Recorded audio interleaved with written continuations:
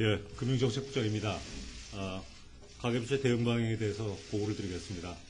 방금 소개가 있었지만 오늘 브리핑은 제가 먼저 가계부채에 대한 전반적인 대응 방향과 주요 쟁점에 대해서 정부 입장을 설명을 드린 다음에 연합회에서 가이드라인에 대한 세부 내용을 설명드리는 것으로 하겠습니다. 보도자료 배포해드린 것 중에 가계부채 대응 방향이라는 자료를 먼저 봐주시기 바랍니다. 1페이지입니다. 최근에 가계부채 동향부터 설명을 드리겠습니다. 가계부채 규모는 저금리, 주택 실수요자 자금 이용 제약 완화 및 주택시장 정상화 등으로 빠른 증가세를 보이고 있습니다. 상대적으로 금리가 낮고 건전성이 양호한 은행권 주택담보대출을 중심으로 늘어나고 있습니다. 특히 최근 분양시장 호조 및 재건축시장 활성화 등에 따라 중도금 및 집단대출도 증가하고 있습니다. 가계부채 구조는 올해 3월 32조 원 규모의 안심전환대출 공급 등을 통해 분할 상환, 고정금리 대출 비중이 약 7에서 8%포인트 확대되었습니다. 1페이지 하단 오른쪽 그래프를 봐주시기 바랍니다. 그래프에서 볼 수 있듯이 2010년 이후에 가계부채 구조 개선은 꾸준히 진행되고 있으며 고정금리 분할 상환 비중의 2016년 당초 목표 30%를 1년 앞당겨 조기 달성하는 등 가시적인 성과를 보이고 있습니다. 2페이지입니다. 그동안의 대응 노력 및 평가입니다. 한간에는 간혹 정부가 가계부채 증가를 묵인하였다라는 지적도 있기 때문에 저희가 그동안에 저희가 가계부채에 대해서 해왔던 일관된 대응 노력을 요약해서 정리를 했습니다. 정부의 가계부채 관리 방안의 기본 틀은 2011년 가계부채 대책에서 마련이 되었습니다. 2011년 6월 가계부채 연착륙 종합대책을 통해 부채 증가속도 관리 및 구조 개선을 병행하겠다는 내용을 발표한 바가 있습니다.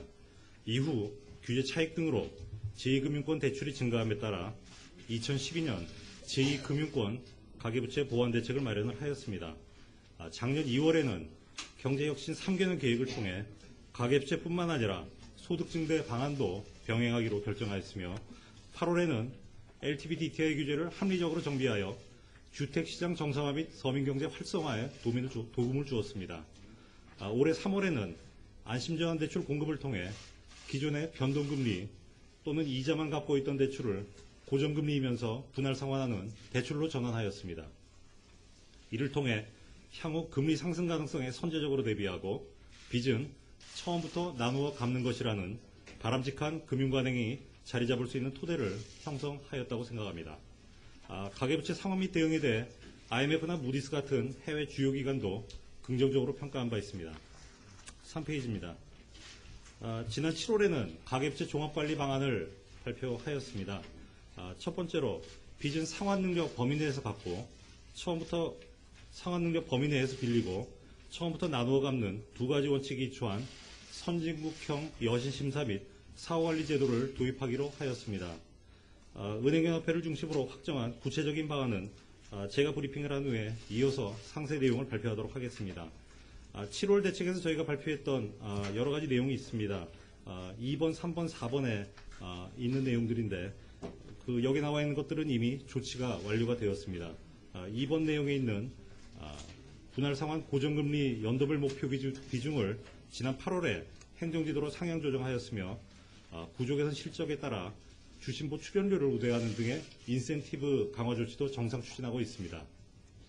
세 번째, 분할 상환 고정금리 위주의 대출 구조 개선에 대한 인식을 확산하기 위해 안심주머니 앱을 보급하였으며 지난 한 달 반 동안 약 20만 건의 다운로드가 이루어졌습니다. 네 번째로 상대적으로 규제가 느슨한 상호금융 등 제2금융권 비주택담보대출이 과도하게 증가하지 않도록 관리를 강화하였습니다. 이상 말씀드린 내용을 저희가 박스에서 대응 노력으로 요약을 했고 평가를 하고 있습니다. 가계부채가 소득보다 빠르게 증가하고 있는 데 대해 정부는 세 가지 기조에 입각해서 대응하고 있습니다. 첫 번째, 소득 증대 등 상환 능력 제고, 두 번째, 분할 상환 등을 통한 가계부채 관리, 세 번째, 서민 취약계층 지원 등 종합적인 접근 방법으로 대응을 하고 있습니다. 또한 미국의 금리 인상 등 당면한 대내외 리스크 요인을 감안할 때 부채의 질적 구조 개선이 보다 시급한 과제라고 판단하고 있습니다. 가계부채 증가는 저금리 장기화, 그에 따른 전셋값 상승, 주택시장 정상화 등 복합적 요인에 기인하고 있습니다. 다시 한번 강조하지만 가계부채 대책은 민간 소비, 주택시장 등 실물경제 여건 및 규제의 수용 가능성 등을 고려하여 균형을 유지해야 한다고 인식하고 있습니다. 따라서 정부는 냉탕, 온탕식의 직접적인 규제보다는 빚은 상환능력 범위 내에서 처음부터 갚아나간다는 일관된 원칙하에 가계부채의 잠재적 위험을 최소화하는 방향으로 대응하고 있습니다. 4페이지를 봐주시기 바랍니다. 여신심사 선진화 가이드라인 시행에 대해서 골자 중심으로 설명을 드리겠습니다. 이번에 은행권 자율로 마련한 가이드라인은 인위적인 대출 규제보다는 돈을 빌리는 차주에 대한 사전 위험 관리가 가능하도록 선진적인 여신심사 시스템을 구축하는 내용을 담고 있습니다. 주요 내용은 첫 번째, 객관적인 소득증빙 자료를 통해 차주의 상환 능력을 평가합니다. 두 번째, 주택구입자금, 고부담대출 등 비교적 큰 돈을 빌리는 경우에 빚을 처음부터 나누어 갚을 수 있도록 비거치식 분할 상환으로 취급하도록 하고 있습니다. 세 번째, 미국 금리 인상 등으로 향후 금리가 올라가더라도 차주가 감당할 수 있도록 변동금리 주담대에 대해서는 적절한 대출 규모를 산정하게 됩니다. 네 번째, 중장기적으로 총체적인 상환 부담을 평가하는 시스템을 구축하고 사후관리에 활용하는 방안을 마련하였습니다. 다만 가이드라인이 처음 시행되는 만큼 대출 이용에 과도한 제약이 발생하지 않도록 은행권은 다양한 상황에 맞는 보완장치를 마련해 두었습니다. 첫 번째, 집단대출은 예외로 취급합니다.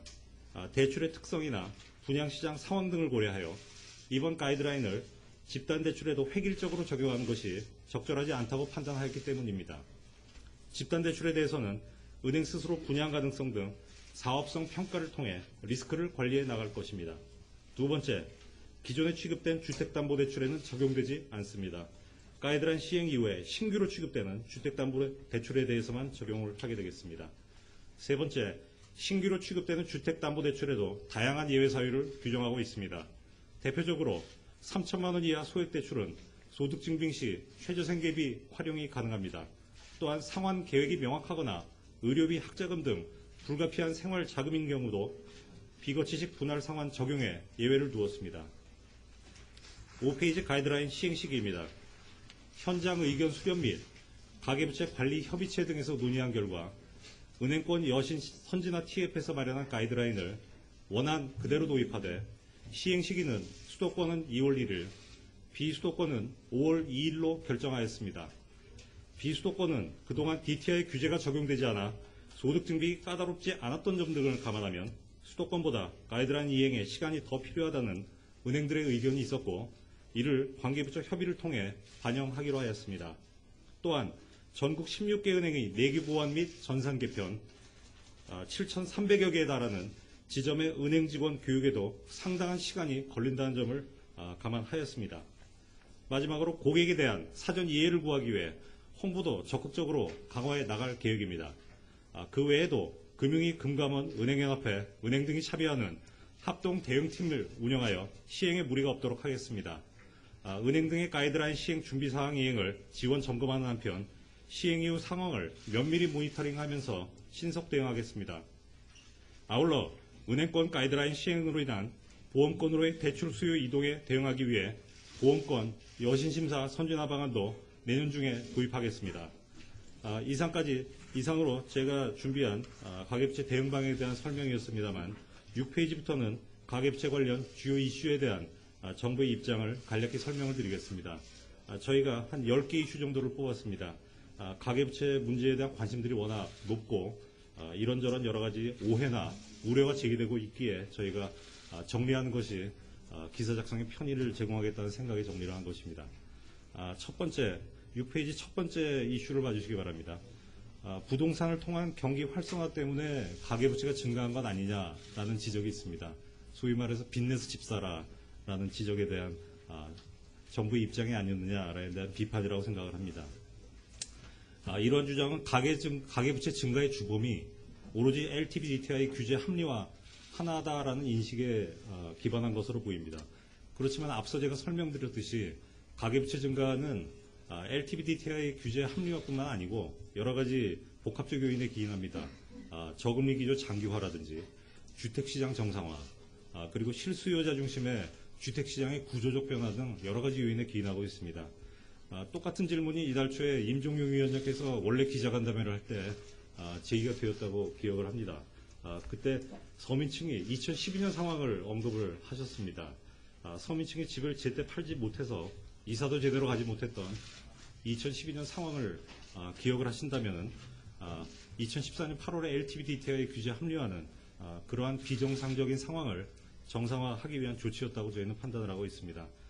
그 이후에 실수요자 중심으로 매매 수요가 정상화되었고 주택 거래량이 증가하였고 그리고 전후방 효과로 인해서 그 청소라든지 중개업이라든지 그런 관련된 전후방 연관 효과로 인한 서민 경제에 긍정적인 효과를 미쳤다는 점도 저희가 감안을 해야 됩니다. 그리고 앞서 말씀드렸던 가계부채가 복합적인 요인에 기인하고 있는 만큼 대책은 또 균형적인 시각에 입각을 해야 된다고 생각합니다. 그리고 실무 경제에 미치는 영향도 당연히 고려를 해야 한다고 보고 있습니다. 그래서 정부는 냉탕 온탕식 직접적인 규제보다는 선진국형 여신심사 시스템 도입을 통해서 가계부채의 잠재적 위험을 최소화해 나가겠다는 입장입니다. 다음 페이지입니다. 여신심사 선진화 가이드라인을 시행하게 되는데 그 기대 효과는 얼마나 되느냐라는 의문을 가질 수 있습니다. 저희가 세 가지 정도로 나눠서 추정을 해봤습니다.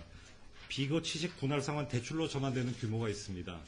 한 네 가지 정도 중에 한 가지는 대책 그 효과가 미약하기 때문에 세 가지만 정리를 하였습니다.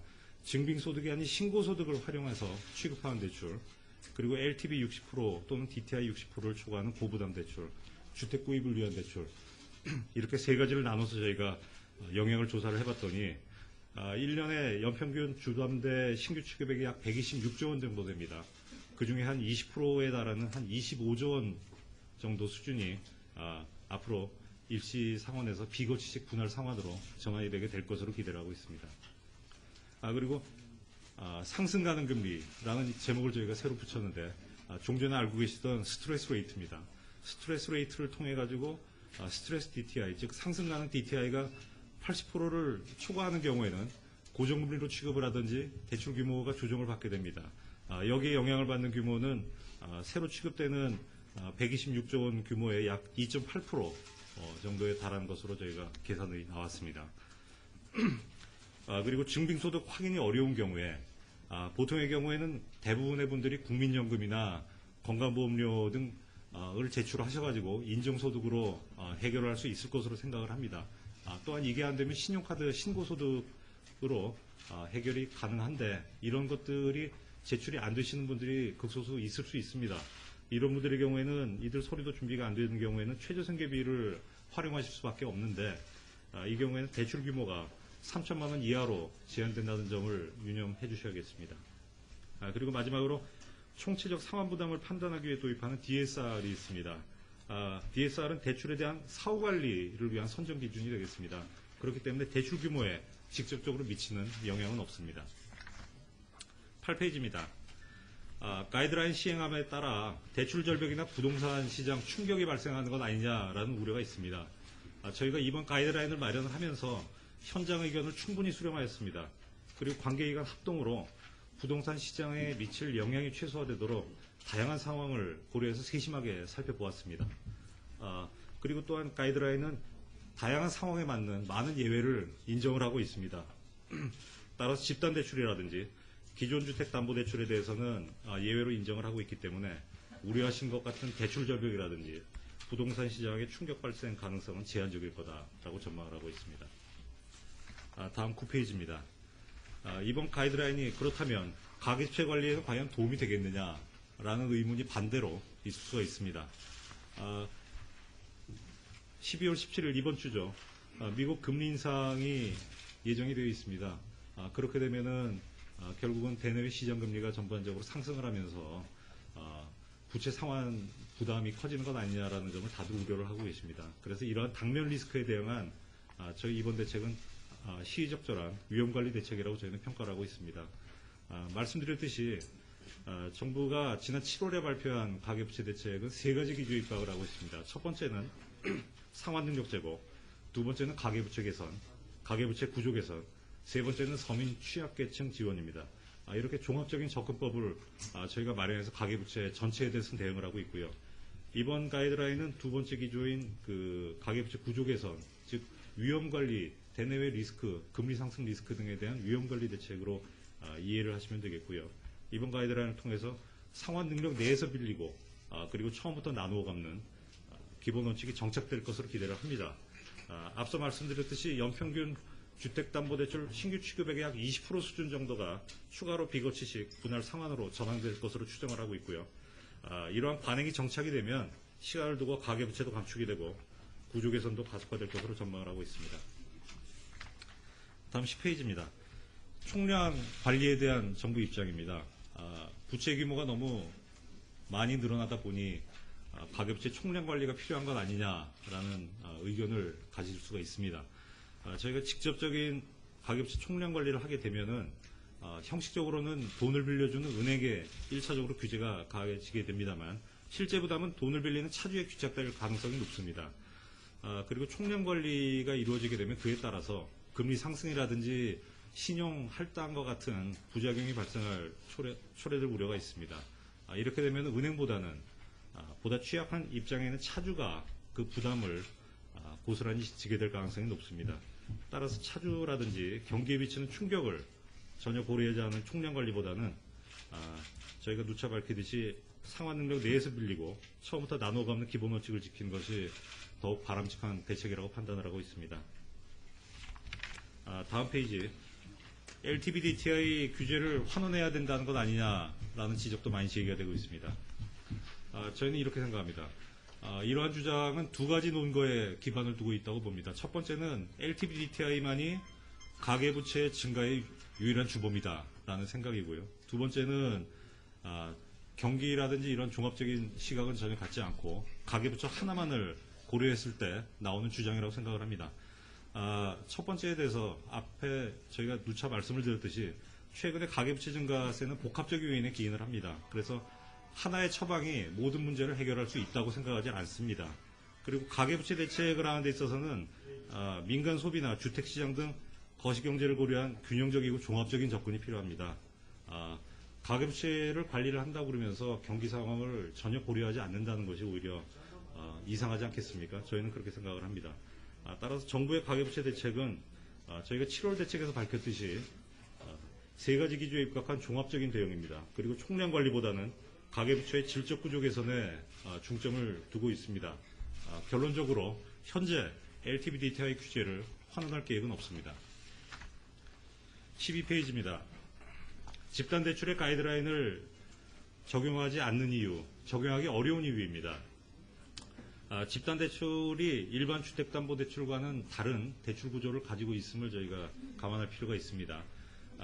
일반 주택담보대출은 주택을 담보로 하게 되고요. 빌리는 분의 상환 능력, 즉 담보와 상환 능력 두 가지를 판단해서 대출이 이루어집니다.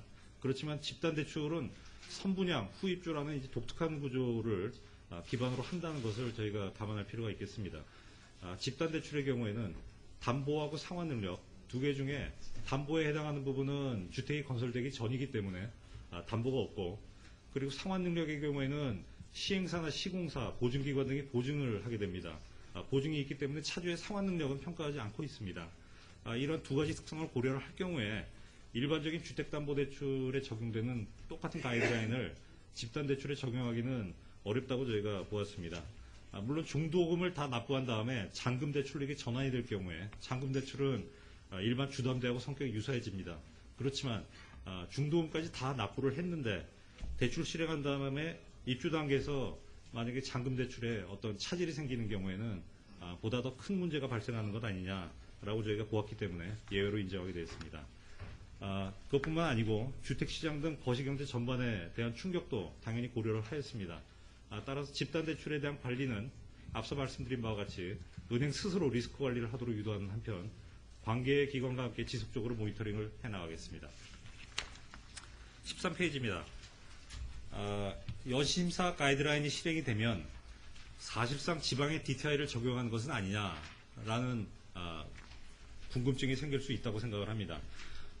저희 이번에 가이드라인 시행하는 것은 DTI를 비수도권에 적용하려는 것은 아닙니다. 누차 말씀드리지만 빚은 상환 능력 범위 내에서 빌리고 처음부터 나눠 갚자는 두 가지 원칙을 서울뿐만 아닌 비수도권, 지방에도 정착시키고자 하는 것입니다. 따라서 앞으로 지방에서도 상환 능력에 맞는 여시심사를 은행에서 하게 되고, 분할 상환, 고정금리로 전환을 유도하는 간접적, 질적 관리 방식으로 저희가 대책을 시행하는 것이기 때문에 지방의 DTI를 적용하는 것하고는 완전히 다른 얘기입니다. 다음 페이지입니다. 14페이지입니다. 가이드라인 시행으로 인해서 서민층의 대출 문턱이 높아지는 것 아닌지에 대한 답변입니다. 이렇게 생각해 주시면 좋겠습니다.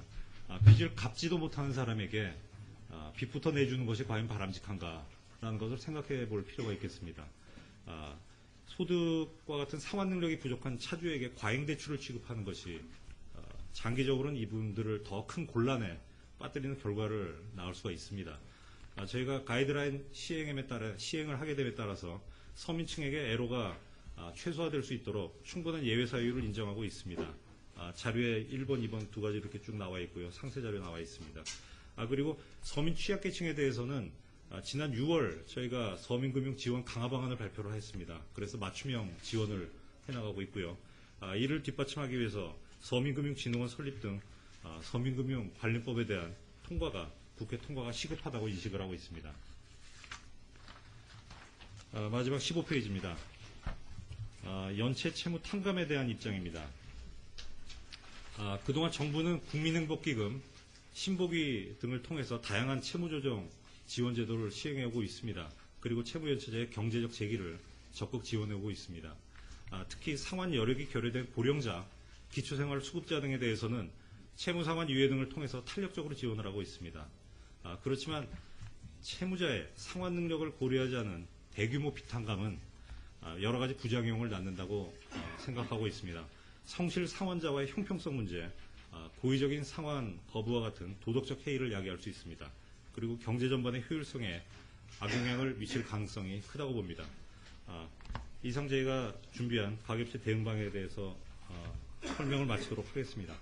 나중에 Q&A 세션이 또 있기 때문에 추가적으로 궁금증이 있으신 것들은 질문해 주시면 나중에 답변을 드리도록 하고요. 여시심사 선진화 가이드라인에 대한 구체적 내용에 대해서 은행연합회에서 설명을 하도록 하겠습니다. 감사합니다.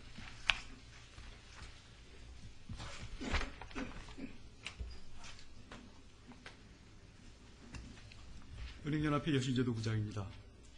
지금 국장님께서 전반적인 내용을 말씀을 해주셨는데 보도자료에 대해서 설명드리기 전에 전체적인 내용을 간략하게 요약해서 몇 가지 꼭지를 나눠서 말씀을 드리겠습니다. 은행권은 정부 관계부처가 지난 7월에 발표한 가계부채 관리 방안에 근거하여 은행권 자율협의 등을 통해 주택담보대출 여신심사 선진화 가이드라인을 작성했으며 이 가이드라인은 서울, 인천, 경기 등 수도권은 2월부터, 수도권을 제외한 지방은 5월부터 적용될 예정입니다. 주택담보대출 여신심사 선진화 가이드라인의 핵심은 수도권은 2월, 지방은 5월부터 주택담보대출 차주의 상환능력 심사 방식을 개선하여 갚을 수 있는 만큼만 대출되도록 하고 대출 구조를 빚을 갚아나가는 분할상환 구조 중심으로 전환하는 내용 등입니다. 또한 개인사업자의 사업 목적 주택담보대출이나 집단대출, 불가피한 경우 등은 적용되지 않도록 폭넓은 예외를 인정했으며 시행 시기 등도 수도권과 비수도권을 달리 적용하는 등 신중하게 결정되었으므로 은행을 이용하는 고객들의 불편과 제약은 최소화될 전망입니다. 그럼 계속해서 은행연합회 보도자료를 설명드리겠습니다.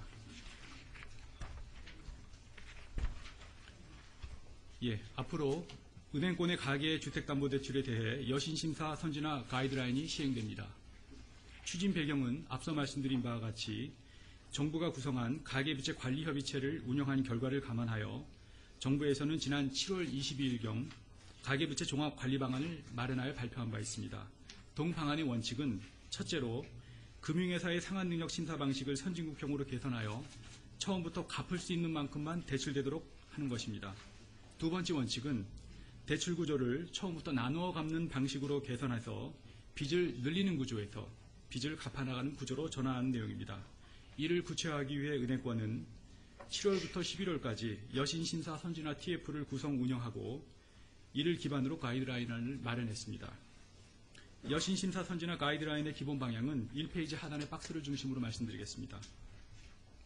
은행의 여신 심사를 담보 위주에서 차주의 상환 능력 중심으로 전환해서 여신 심사 관행을 선진화하고 부채 리스크를 최소화하고자 합니다.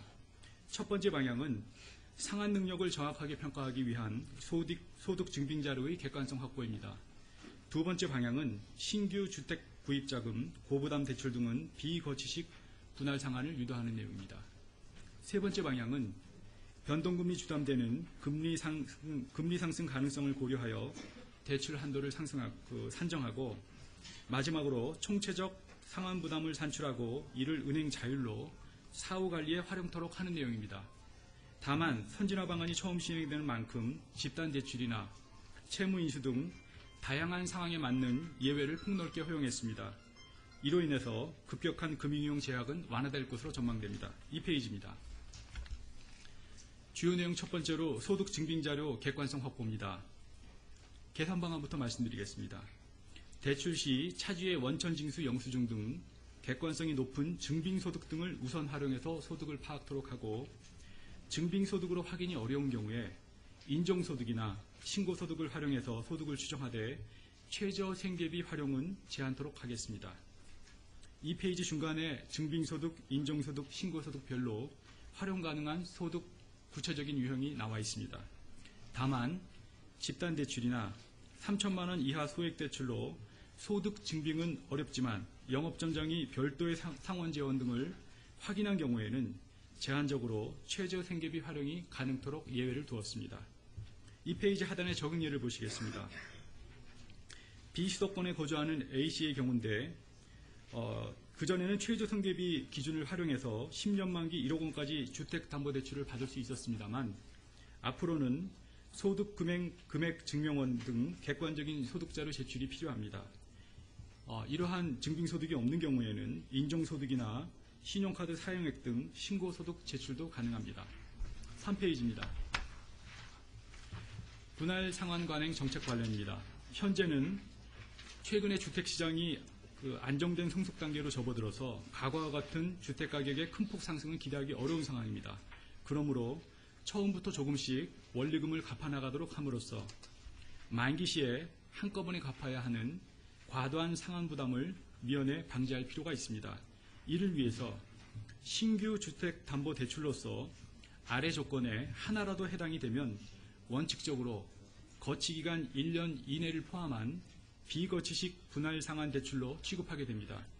첫 번째로 신규로 주택 구입용 대출이거나, 두 번째로 LTV 또는 DTI가 60%를 초과하는 고부담 대출이거나, 세 번째로 주택담보대출 담보물건이 해당 건을 포함해서 3건 이상인 경우, 마지막 네 번째로 소득 산정 시 신고소득을 적용한 대출 등입니다. 이상의 조건에 해당되지 않는 경우에는 과거처럼 일시상환 및 거치식 대출이 가능함을 알려드립니다. 이를 통해서 차주는 큰 금액을 만기에 일시상환해야 하는 부담을 해소할 수 있고, 금융기관은 차주들의 대출 미상환 위험을 줄여서 건전성 관리에 보탬이 될 것으로 예상이 됩니다. 기존 주담대의 경우에는 분할상환 대상은 아니지만 만기 등을 연장할 때 가급적이면 비거치식 분할상환로 취급되도록 안내를 강화하겠습니다. 4페이지입니다. 다만 신규 대출의 분할상환 유도에 따른 고객 부담을 최소화시키기 위해서 다음과 같은 다양한 예외 사항을 마련했습니다. 첫 번째로 집단 대출은 예외로 인정이 되고, 두 번째로 상속 채권 보존을 위한 경매 참가 등 불가피한 채무 인수의 경우도 예외로 인정이 됩니다. 또한 자금 수요 목적이 단기이거나 명확한 상환 계획이 있는 경우, 불가피한 생활자금으로 본부 승인을 받은 경우 등은 예외로 인정이 되겠습니다.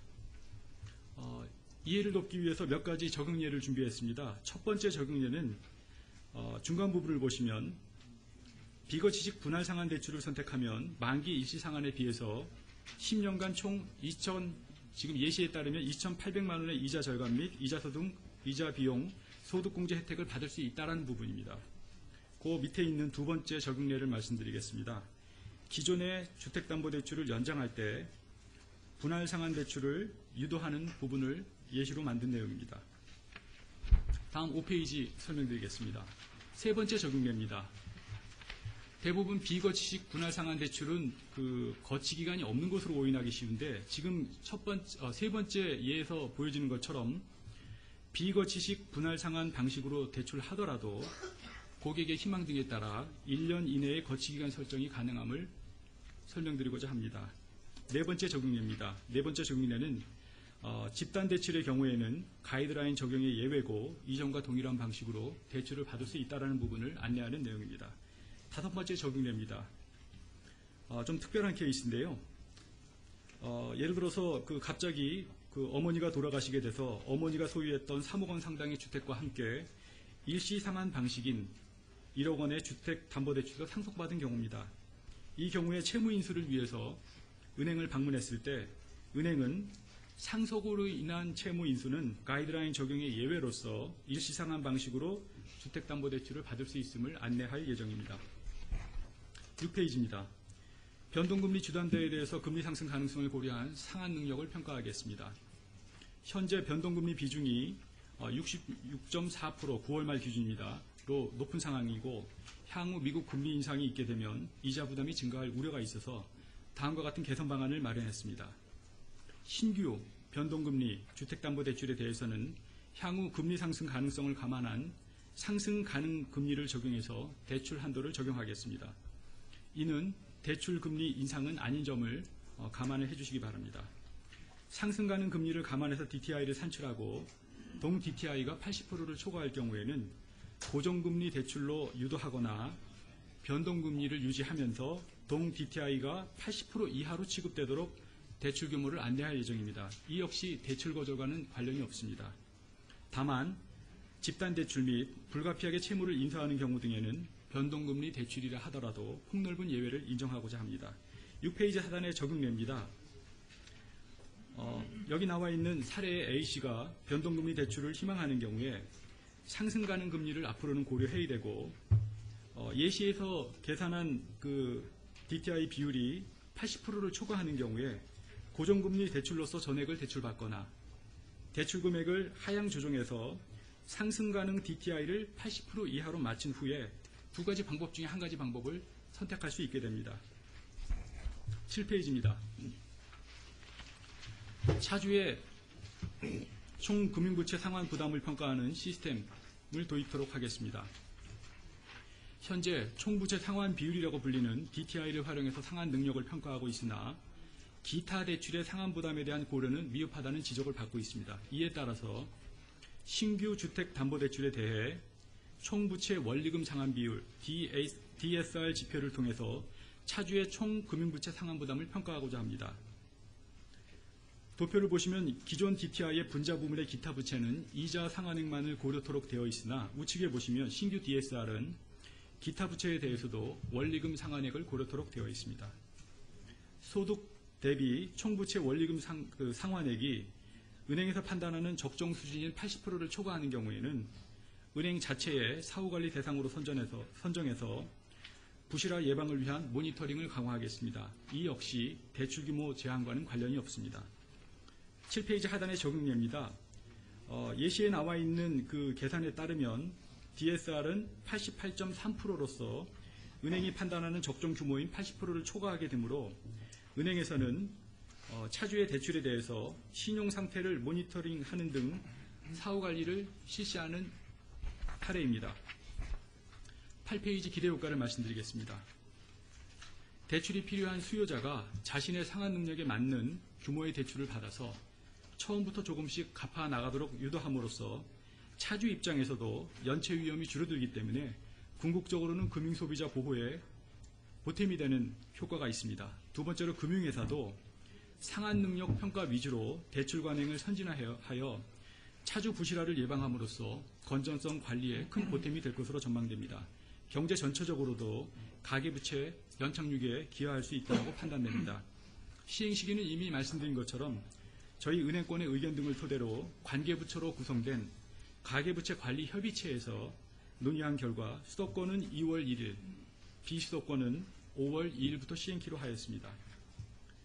앞서 말씀드린 바 있지만 DTI 규제가 적용되고 있지 않은 비수도권의 경우에는 소득 증빙 강화 등의 관행이 자연스럽게 안착할 시간적인 여유가 필요하고 은행도 내규 반영, 전산개발, 직원교육 등 철저한 내부 준비 기간이 필요한 점을 감안하였으며 적극적인 사전 안내를 통해 금융 소비자가 적응할 수 있는 시간을 부여하기 위해서입니다.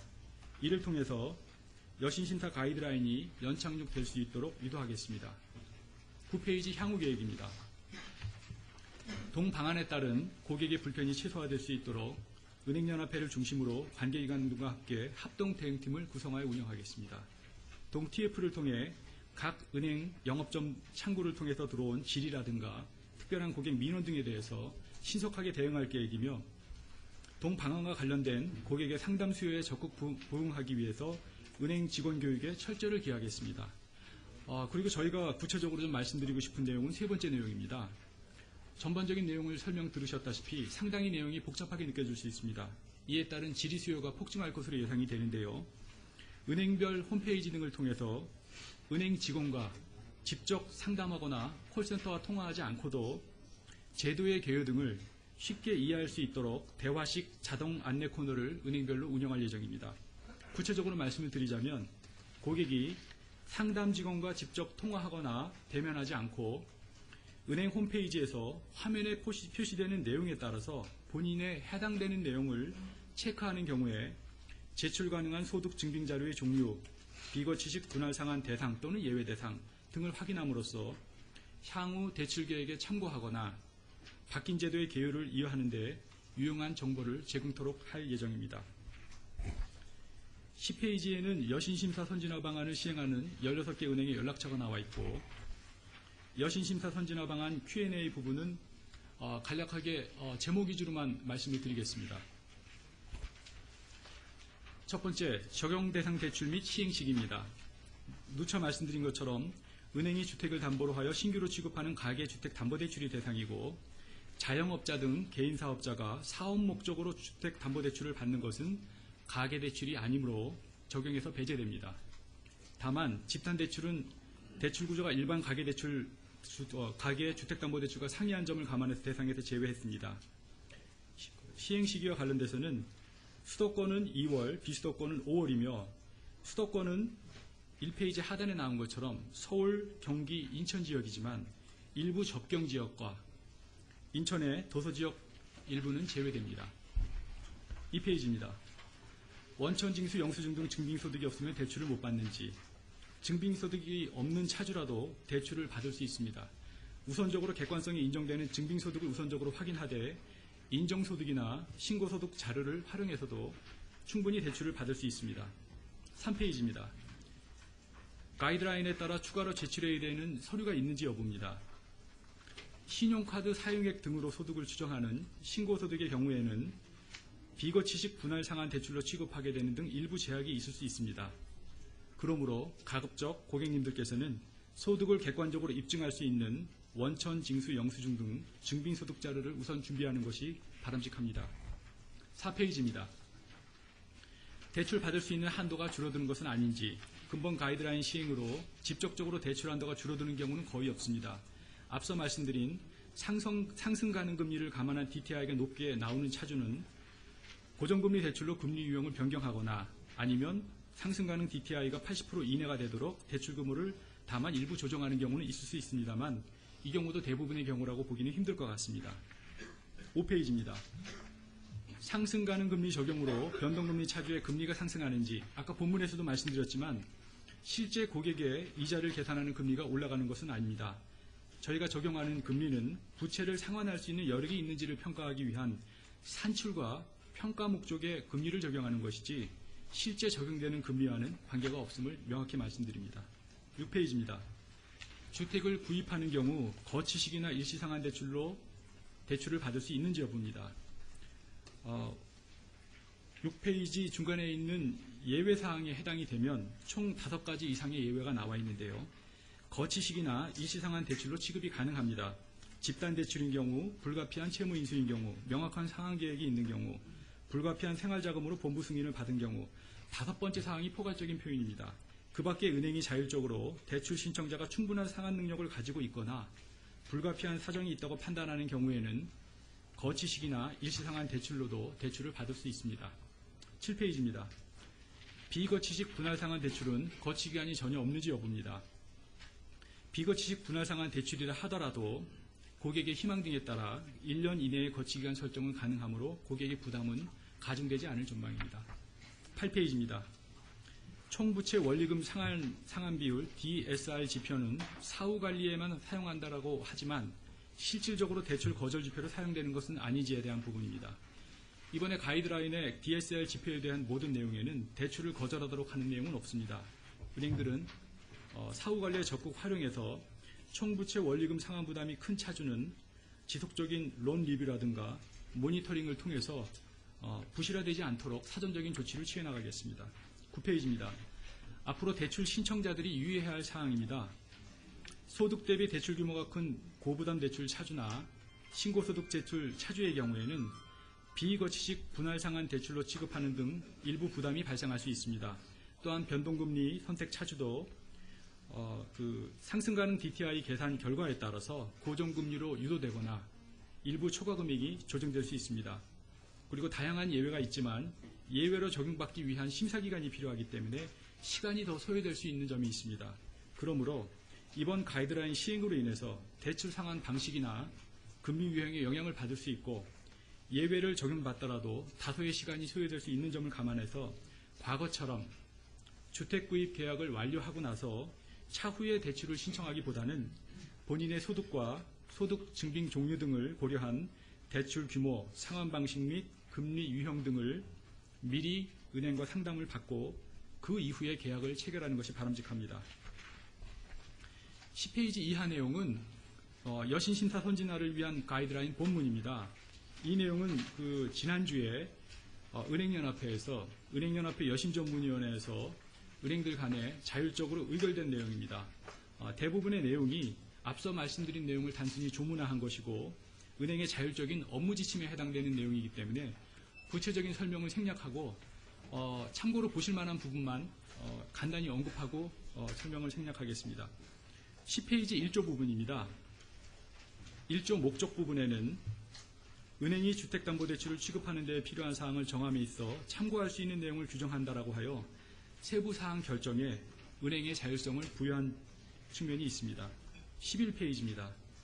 신규 대출의 개념에 대해서 혼동될 수 있는데요.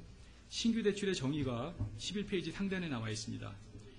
다만 대출을 기한 연장하는 경우와 금리 또는 만기 조건을 변경하는 제약정 대환과 기존 중도금 대출이 증액 없이 잔금 대출로 전환되는 경우에는 신규 대출로 보지 아니합니다. 11페이지 중간 이하에는 아까 말씀드린 상승 가능 금리, 스트레스 금리와 관련된 내용 및 총부채 원리금 상환 비율과 관련된 내용 등이 있습니다. 12페이지입니다. 소득 산정의 원칙을 12페이지 중간에서 선언하고 있습니다. 신규 주택담보대출 취급 시 해당 주택이 DTI 규제 등에 해당하지 않더라도, 다시 말씀드려서 수도권이 아니더라도 모든 대출 신청자의 소득을 확인해서 전산 입력하고 관리하도록 되어 있습니다. 13페이지입니다. 앞서 설명드린 비거치식 분할상환 대상 및 예외로 인정하는 내용 등이 설명이 되어 있습니다. 14페이지입니다. 14페이지 하단에는 은행이 신규 변동금리 주택담보대출을 취급할 때 상승 가능 DTI가 80% 초과하는 대출에 대한 업무 처리 방법이 나와 있습니다. 16페이지는 DSR의 산정과 관련된 방식 및 표준 DSR 및 실질 DSR과 관련된 내용입니다. 17페이지를 말씀드리겠습니다. 아까 모두의 목적 부분에서 말씀드렸다시피 17페이지 11조 가이드라인의 효력에 따르면 이 가이드라인은 은행들이 주택담보대출 취급에 참고할 수 있는 내용으로서 가이드라인의 시행에 필요한 세부사항은 은행들이 자율적으로 정하도록 하고 있습니다. 부칙의 2조 부분을 말씀드리겠습니다. 경과 규정입니다. 이 가이드라인 시행 이전에 실행된 거치식 분할상환 대출의 거치기간 연장을 위한 신규 대출로서 2018년 12월 31일 이전에 동일은행에서 동일금액 이하로 대환하는 경우 비거치식 분할상환 대상에 해당하더라도 1회에 한해 거치기간을 최장 3년까지 둘 수 있도록 경과 규정을 마련했습니다.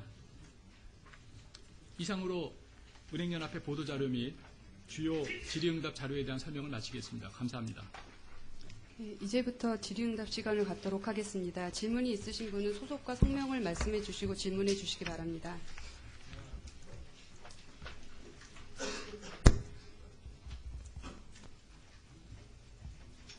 네, 매일경제 김효성 기자인데요. 질문이 한 3가지 있습니다. 첫 번째는 사후관리, 그러니까 DSR 80% 초과분에 대해서 사후관리를 하신다고 했는데 구체적으로 어떻게 할지 좀 구체적으로 알려주시고요. 두 번째는 스트레스 레이트 이 부분을 12월 중 공시하기로 하셨는데 그러면 내년에 적용될 건 얼마인지 좀 알려주시고요. 그리고 마찬가지로 이제 표준 DSR 구하려면 그 표가 필요하지 않습니까? 금리표. 그건 또 언제 좀 나오는지 궁금하고요. 마지막으로 이제 은행 자율성에 있게 적용한다고 하셨는데 은행이 그러면 느슨하게 적용을 한다든지 아니면 은행 사정에 따라서 좀 더 타이트하게 적용하면 어떻게 되는 건지 좀 궁금합니다. 개략적인 답변을 제가 드리고 그 다음에 추가적으로 상세한 설명이 필요한 것은 연합회 윤 부장께서 해주시도록 하겠습니다. 사후관리에 대한 부분은 은행연합회 보도자료 7페이지 중간 이하 부분을 봐주시기 바랍니다. 거기 보면 대출규모 제한이 아니다라고 설명이 되어 있고요. 밑에 작은 글씨로 되어 있는데 사후관리 대상으로 선정이 되게 될 경우에는 조기경보 대상 등에 포함이 되고요.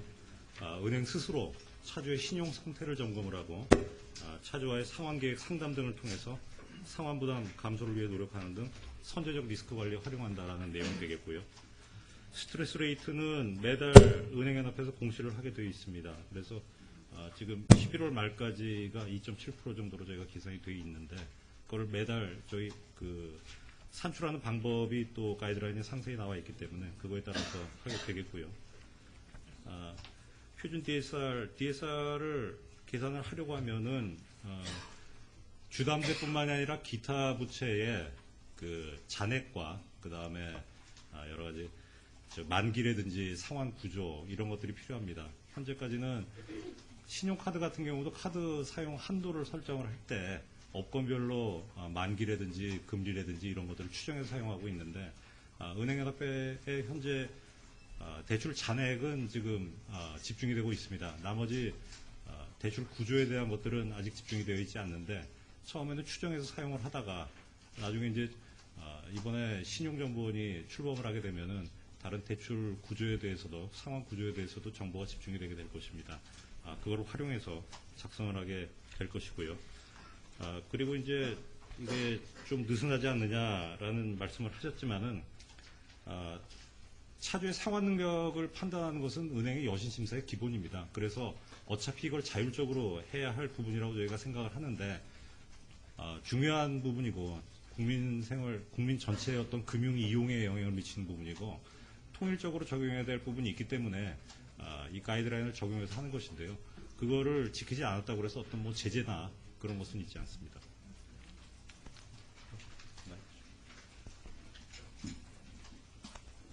예. 국장님께서 전반적인 내용을 다 말씀을 해주신 것 같습니다. 표준 DSR과 관련돼서 실무적인 내용이지만 조금 자세히 말씀드리겠습니다. 말씀해 주신 것처럼 표준 DSR도 각 대출 종류별로 대출 금리 및 만기를 저희가 판단을 해야 됩니다.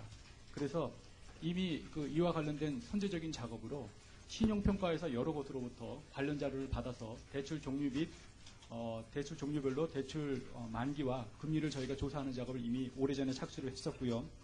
그 다음에 실질 DSR은 지금 이미 말씀해 주셨습니다만 신용정보법에 따른 종합신용정보 집중기관이 구성이 되면 이와 관련된 정보가 집중될 예정이고 충분한 사전 테스트를 거쳐서 실질 DSR을 적용할 예정입니다. 그리고 은행 자율성과 관련된 부분입니다.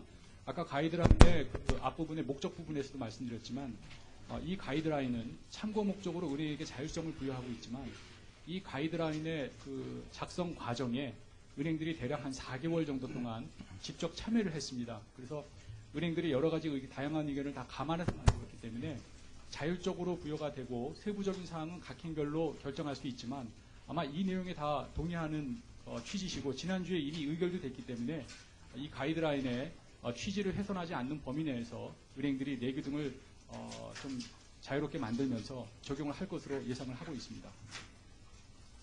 제가 한 가지 정정하겠습니다. 가이드라인 8조 1항에 보시면 스트레스 금리 산출에 대한 얘기가 나와 있는데요. 매년 12월 중 1년에 한 번 제공을 하게 됩니다. 제가 잘못 답변드렸습니다.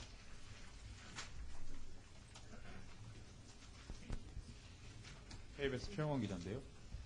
미국 금리 인상이 이제 곧 예정돼 있는데 이 가계부채 대책이 시행되면 미국 금리 인상으로 인한 어떤 그런 파급 효과 이런 것들을 어느 정도나 좀 선제적으로 좀 대응할 수 있다라고 보시는지 말씀 부탁드리겠습니다. 이번 주에 미국 페드가 금리를 인상할 것으로 시장 대부분이 전망을 하고 있죠. 그렇지만은 이미 시장에서 예상을 하고 있는 상황이고, 그리고 올리더라도 금리 인상 사이클이 시작이 되면 예년에는 1년에 한 7번, 8번 이렇게 올렸습니다. 그렇지만은 시장에서 전망하고 있는 거는 내년 중에 잘해야 2번, 3번 정도 베이비 스텝으로 올리지 않겠느냐라고들 전망을 하고 있고요. 미국이 금리를 올리더라도 지금 세계 중앙은행들이 각각 다른 통화정책을 스탠스를 가져가고 있기 때문에 우리나라 한국은행이 기준금리를 그에 따라서 바로바로 올릴 것으로는 예상하지 않습니다. 그렇기 때문에 당장에 미치는 영향은 크지가 않지만 앞으로 금리가 장기적으로 올라가게 되면 현재의 그 변동금리 중심의 그리고 일시상환 중심의 대출 구조로는 대응이 어렵다고 보기 때문에 시간이 걸리더라도 분할 상환, 고정금리 위주로 바꿔나가겠다는 대책을 시행을 한 거고, 충분히 예상되는 금리 인상 사이클과 비교를 해보면은 저희가 리스크 관리가 충분히 될 것으로 생각을 하고 있습니다. 모니터의 김지영인데요. 그 지방 시행 시기가 5월로 잡힌 이유를 좀 설명해 주시면 좋겠는데, 그러니까 5월이라는 게 어떤 의미에서 왜 5월이 잡혔는지, 이게 괜히 불필요하게 왜 5월인지에 대해서 불필요한 오해를 좀 할 수 있는 시기인 것 같거든요.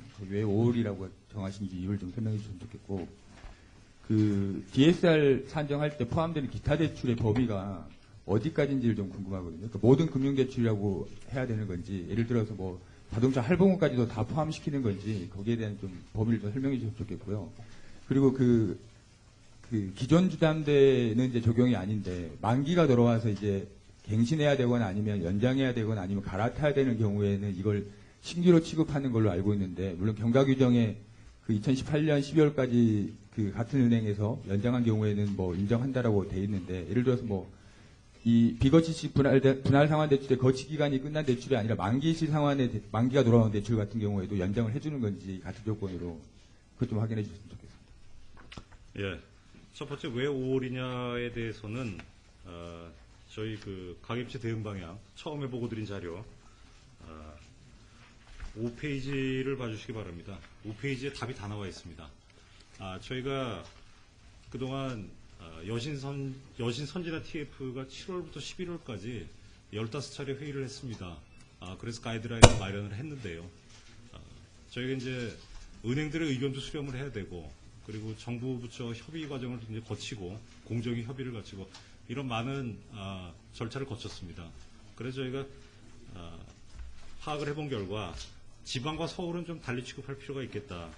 수도권은 그동안 DTI 규제를 해오고 있었기 때문에 소득 증빙에 대한 이해가 높은 반면 비수도권은 그동안 소득 파악이 제대로 되지 않고 있기 때문에 일시에 적용하는데 상당히 좀 어려움이 있지 않겠냐라는 지적이, 그런 의견들이 은행 블록에 많이 제기가 됐고요. 실제로 이거를 시행을 하려고 그러다 보면은 16개 은행의 내기도 바꿔야 되고, 전산 작업도 새로 다 해야 되고, 그리고 설명자료, 콜센터 표준 대응 지침, 교육이 이루어져야 됩니다. 그리고 지점이 7,300여 개에 달하다 보니까 그거에 시행되는 기술적인 준비 기간이 최소한 1개월 이상 소요가 되겠다라는 은행들의 의견이 있었습니다. 그래서 일단 기술적인 이유 때문에 1개월 정도 수도권의 시행을 늦추게 된 거고, 지방은 얼마나 시간이 더 걸리냐? 약 3개월 정도 시간이 더 걸려야 비수도권에 계신 분들의 어떤 그 상세한 안내를 통해서 사전 이해가 충분히 되겠다라는 정도의 계산이 나와서 그렇게 정하게 된 것입니다. 불필요한 오해를 하지 않아 주셨으면 좋겠고요. 그리고 두 번째, DSR에 포함되는 기타 부채는 아까 예를 들으신 자동차 할부금 같은 모든 대출이 다 포함이 됩니다. 그리고 세 번째, 만기 갱신과 관련해서는 윤 부장님께서 설명을 좀 해주시겠습니다.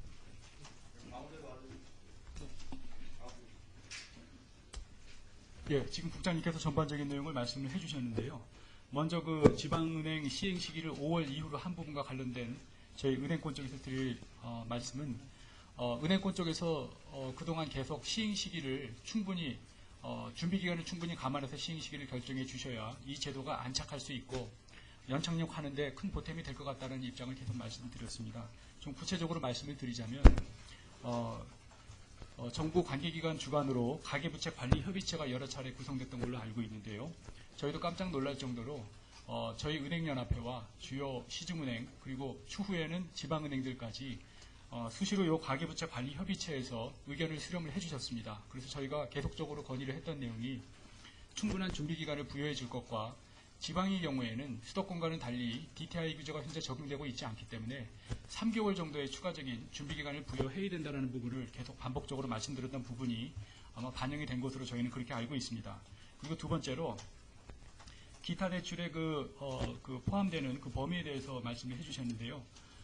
지금 종합신용정보 집중기관, 현재는 은행연합회입니다만 종합신용정보 집중기관에 집중되는 모든 금융기관의 대출이 다 포함된다라고 이해를 하시면 될 것 같습니다.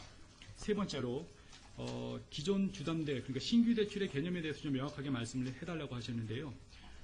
시행일 이후에 신규 대출에 적용됩니다. 그럼 신규 대출을 실무적으로 어떤 내용을 신규 대출로 보냐 하면은 대출 금액을 증액하거나 거치 기간을 연장하는 내용은 신규 대출로 보고 만기를 조정한다든가 아니면 금리를 변동하는 경우는 신규 대출로 보지 아니합니다. 그러므로 이제 신규 대출에 해당되는 증액이나 거치 기간 연장에 대해서만 이 가이드라인이 적용되는데 앞서 말씀드린 것처럼 가이드라인 제일 뒷부분에 혼동이 없도록 표현을 보면서 말씀드리겠습니다. 경과 규정을 아까 말씀드린 바 있는데요. 가이드라인 시행 이전에 실행된 거치식 분할 대출의 거치기간 연장인데 거치기간 연장도 아까 제가 말씀드렸다시피 신규 대출에 분명히 포함이 되지만 경과 규정에 따라서 2018년 12월 31일 이전에 동일 금액, 동일 은행에서 대환하는 경우에는 비거치식 분할 상환 대상에 해당하더라도 1회에 한해서 거치기간을 최장 3년까지 둘 수 있도록 한 부분을 감안을 해주셨으면 좋겠습니다. 이 부분은 실무적으로는 과거의 그 대출 관행을 보면 거치기간이 거의 종료할 때쯤 되면 그 차주께서 본인의 판단에 따라서 다른 기관으로 옮겨가거나 하는 경우가 있었습니다. 그런데 이런 부분까지 너무 제도 시행 이후에 저희가 다 금지를 하게 되면 여러 가지 혼란이 있을 수 있고 앞서 말씀드린 연착륙에도 지장을 초래할 수 있기 때문에 이러한 경과 규정을 둔 것입니다.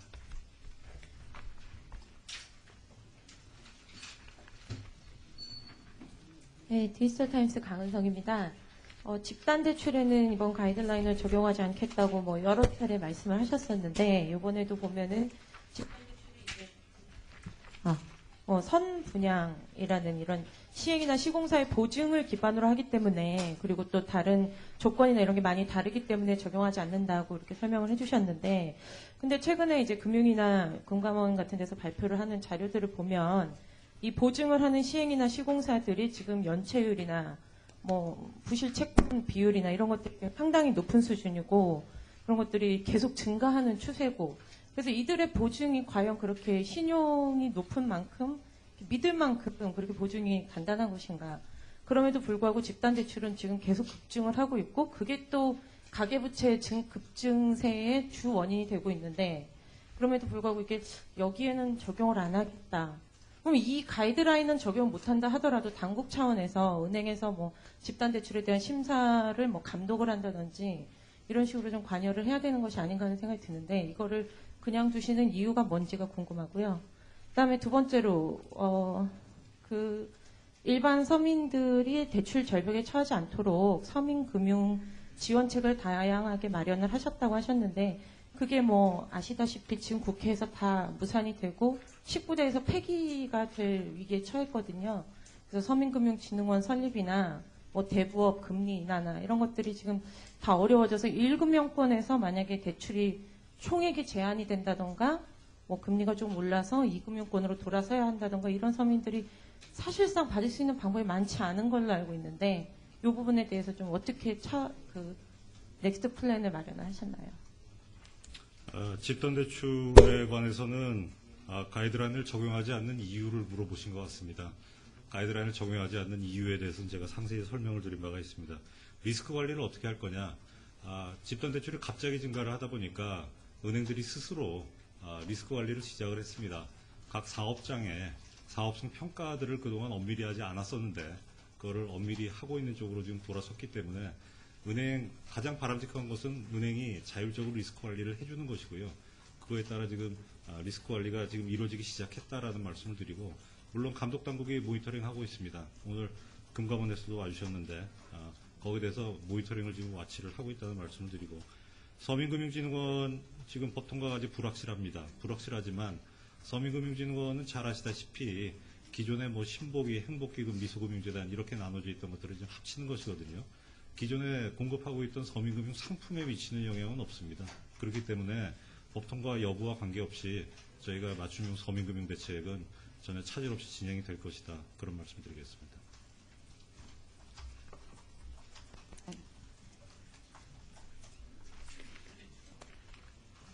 네, 안녕하세요. 포커스뉴스 손예수 기자입니다. 3가지 정도 질문이 있는데요.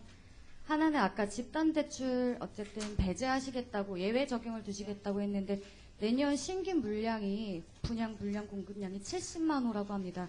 부동산 업계에서는 초과 물량에 대해 걱정하고 있는데 이런 부분을 완화하기 위해 그러니까 부동산 시장 침체라든지 이런 거를 가이드라인에도 엄청 많이 설명해 주셨는데 이런 부담 때문에 지금 건설사라든지 이런 경기 부담 우려 때문에 집단 대출을 배제한 게 아니신지 궁금하고요. 두 번째는 스트레스 레이트를 매년 11월 한 번만 측정한다고 했는데 그럴 경우에는 굉장한 민감도를 반영하지 못하는 애로사항이 있지 않을까, 혹은 반대급부로 더 많은 부담을 지게 되지, 그러니까 DTI 한도가 굉장히 줄어드는 그런 경우를 낳지 않게 될까 하는 우려가 조금 있는데 그 부분에 대해서는 어떻게 생각하는지 궁금하고요.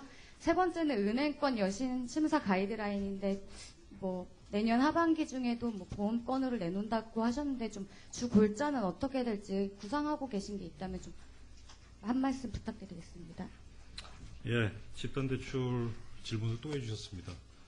제가 설명이 부족한 건지 아니면은 뭐가 문제인지 잘 모르겠습니다만 집단대출을 예외로 한 충분한 이유가 있다고 생각을 하고 그 설명을 잘 드렸습니다. 그리고 경기 때문이 아니냐, 경기도 고려를 당연히 가계부채 관리를 하면서 해야 된다는 말씀을 드렸습니다. 저희 자료에 다 나와 있고요. 건설사 의식한 것 아니냐.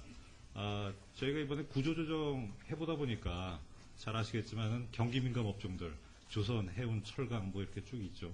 사실은 건설사가 지금 워크아웃이나 자율협약에 해당하고 있는 업체수가 제일 많거든요. 해외 플랜트에서 망가졌고요. 국내 주택 경기 그랬습니다. 그랬는데 저희가 이것까지 과연 조였을 때 경제에 미치는 악영향에 대해서 책임 있는 당국자라면 그 정도 우려를, 오히려 그거에 대해서 주장의 책임이 없는 주장이 아닌가 그런 생각을 갖게 되고요. 스트레스 레이트 같은 경우에는 이게 매년당 이렇게 하다 보니까 신축성이 없다고 보실 수도 있습니다. 그렇지만은 보통 저희가 대출이, 변동금리 대출, 주택담보대출이 보통 3년짜리, 5년짜리 이렇게 나갈 것입니다. 그렇기 때문에 5년 단위로 이렇게 갱신을 한다고 생각을 하면은 5년의 윈도우를 가지고, 그리고 그 다음에 또 대출금리가 지금 금리 인하 시기에는 막 내려왔습니다만은 상승기에 그렇게 민감하게 막 올라갈 것으로 보이진 않습니다. 저희가 가이드라인 적용하다가 비현실적인 부분이 있으면 얼마든지 그건 조정이 가능할 거라고 생각을 합니다. 그리고 보험 쪽에 이제 가이드라인 실행하는 것은 방금 시작했습니다. 11월 27일에 첫 TF를 시작을 했고요. 은행권의 가이드라인 작업한 거하고 유사한 절차를 거쳐가지고 한 4, 5개월 정도 걸릴 것으로 생각을 합니다. 하반기부터 실행되지 않을까 그렇게 예측하고 있습니다. 예, 지금 국장님께서 말씀을 해주셨는데요.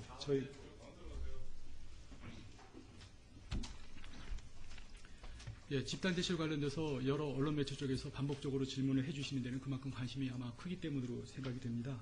최근에 KDI 쪽에서 이번에 주택시장과 내년도 시장 전망에 대해서 전반적인 여러 가지 좋은 의견을 많이 주셨는데요. KDI의 집단 대출과 관련된 의견에서도 저희가 알기에는 은행들이 집단 대출의 분양 사업성을 면밀히 검토해서 대출을 결정하는 현 추세가 바람직하지 직접 제어하는 것은 바람직하지 않다라는 의견을 말씀을 좀 해주신 것 같습니다. 그만큼 저희가 반복적으로 그 연착륙과 관련된 부분을 말씀드렸는데 집단대출을 직접 총량 규제를 하는 것은 여러 가지 예상되는 부작용 등을 감안할 때 바람직하지 않다라는 측면에서 관계기관과 은행권의 의견을 감안해서 그렇게 저희가 작업을 한 것이고요. 그 다음에 과거 아까 스트레스 레이트 관련돼 가지고 즉시성이나 이런 부분을 좀 반영하는데 한계가 있는 것이 아니냐라는 좋은 지적을 해주셨습니다.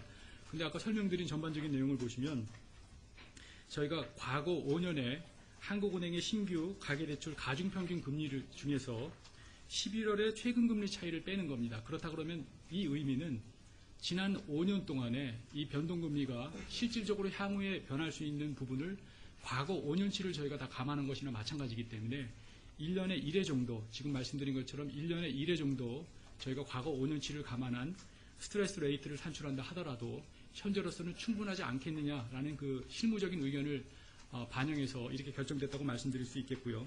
오히려 너무 자주 변경이 될 경우에는 오히려 시장에 혼란을 좀 줄 수 있다는 부분도 감안된 부분이고 국장님께서 말씀해 주신 것처럼 향후에 이 부분에 대해서도 실제 제도를 시행한 후에 변경이 필요하다고 판단이 된다면 얼마든지 제도를 현실적으로 고칠 수 있다는 부분입니다. 그리고 보험권 관련돼서는 11월에 이미 은행권의 가이드라인과 관련된 정보를 나름대로 리뷰하기 위해서 11월 정도에 보험권 TF가 생보협회, 손보협회 중심으로 아마 구성돼서 운영되고 있고 은행연합회도 이에 대한 정보를 아끼지 않고 다 전달을 하고 있기 때문에 아마 차질 없이 준비가 될 것 같습니다. 저기 확인 차원에서 한 가지만 더 여쭤볼게요. 이 사례나 아니면 내용이 보면 그러니까 분할 상환 방식을 권유한다, 안내를 강화한다 이렇게 표현해 놓으셨는데 이게 진짜로 권유인지 아니면 예외상이 아니면 무조건 이것밖에 안 되는 건지 확인 좀 해주시면 돼요. 그냥 대출 실행되는 과정을 생각을 하시면 될 것 같습니다. 뭐 은행 찾아갔을 때 안 됩니다. 다신 찾아오지 마세요. 이런 식으로 안 하지 않겠습니까? 그러니까 상담을 하게 돼서 어떻게 대출이 이루어지는지 하고 그러니까 1차적으로 권유가 이루어지겠죠. 근데 분할 상환이 전혀 할 수 없는 분들은 그게 어렵겠지만은 대부분 이제 권유로서 해결이 가능할 거로 생각을 합니다. 그래서 일반적인 사항을 이렇게 적어놓은 것이죠. 그렇죠. 원칙적으로 취급한다라고 되어 있기 때문에요. 예, 그렇습니다. 가이드라인에 그렇게 나와 있습니다. 원칙적으로 그렇게 취급한다. 원칙에 예외를 두었다.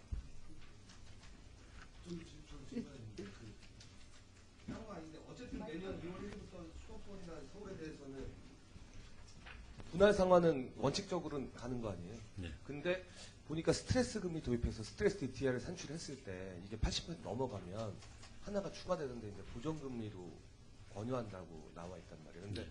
스트레스가 80% 넘든 안 넘든 일단 원금 분할은 가는 거잖아요. 네. 근데 저는 보니까 80% 넘었을 때 고정금리 안 나면 그건 좀 힘들다. 이렇게 나올 수밖에 없는 건가요? 그렇게 되는 건가요? 좀 그러니까 거기 예에서 나와 있죠. 그러니까 변동금리를 고정금리로 아마 바꿀 거를 권유를 하게 되겠지만은 본인이 고정금리로 할 수 없는 뭐 특별한 사유가 있으시다면 그러면 대출 한도는 제한이 되는 거죠. 둘 중에 하나인 거죠? 예, 그렇습니다. 예, 그렇습니다. 예, 그렇습니다. 질문 더 있으신가요? 네.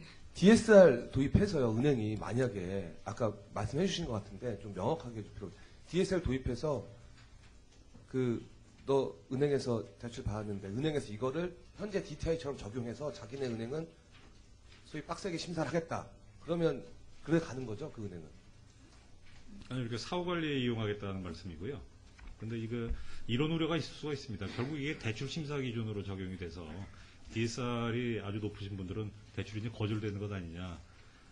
아직까지는 그런 계획을 갖고 있지 않습니다. 그렇지만 저희가 연체율을 쭉 이렇게 연관관계를 비교를 해보니까 DTI보다는 DSR이 연체율을 더 잘 설명하는 지표였습니다. 주담대뿐만이 아니라 기타 부채까지 감안을 해야 상환 능력을 잘 반영할 수 있는 지표라고 저희가 지금 알고 있는데 앞으로 이제 은행권에서 자율적으로 이런 것들을 뭐 대출 심사 기준으로 활용할지 여부는 두고 봐야겠습니다만은 해외에서는 DSR을 심사 지표로 활용하는 사례가 많이 있습니다. 그런데 현재로서는 이거는 사후 관리 지표다라는 점을 확인을 시켜드리겠습니다.